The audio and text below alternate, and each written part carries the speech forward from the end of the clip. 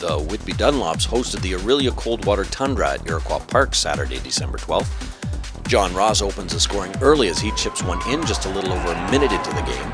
And then 6 minutes later, Bob McQuat blasts one past Tundra netminder Ron Bertrand, putting the Dunnies up 2-0. But Ryan Oliver would answer back about 8 minutes later with his 8th of the year, closing the margin to 1. A short 3 minutes later, Jessy Cook chips home his first of the night after a nice wraparound setup from Oliver, tying the game at 2 goals apiece. And on to the second, where Orillia continued their charge. Here, Jessy Cook gets his second of the game on a pass through the crease by Denis Dewar, who would score his own on a breakaway just 2.5 minutes later to put the Tundra up 4-2.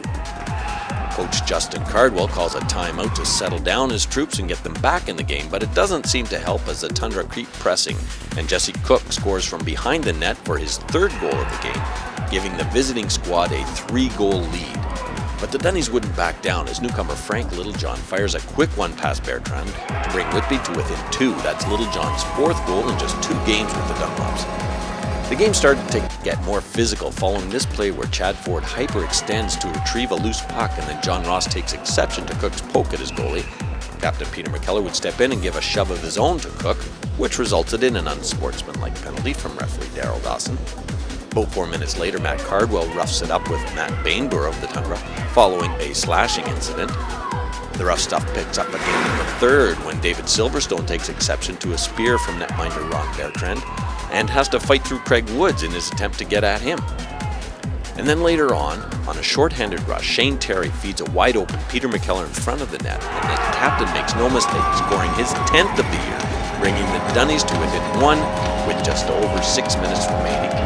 But despite a flurry of chances right down to the final seconds, the Dunlops were frustrated, as evidenced by Frank Littlejohn's shot after the buzzer that leads to a melee of skirmishes at the end of the game. After squaring off with Ryan Riniard, Littlejohn confronts Craig Woods and backup goalie Alessandro Lupo as he's escorted past the Tundra bench. Shane Terry gets a hold of Lupo as Woods and Littlejohn mix it up with a little help from Bob McQuat. And then it's not too long after that the bench is clear and everyone gets into it with a lot of pushing and shoving and pairing up.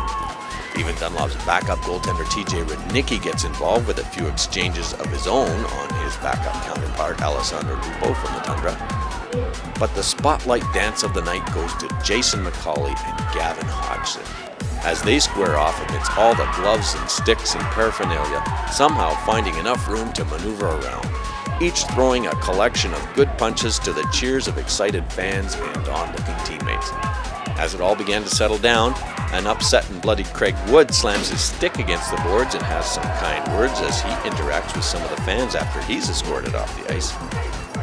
But in the end, the Orillia Coldwater Tundra come away with their 2nd win of the season as they defeat the Dunlops 5-4 in an action-packed and eventful game that will likely be remembered more for the after-game antics than the game itself. For ticket information, visit whitbydunlops.com.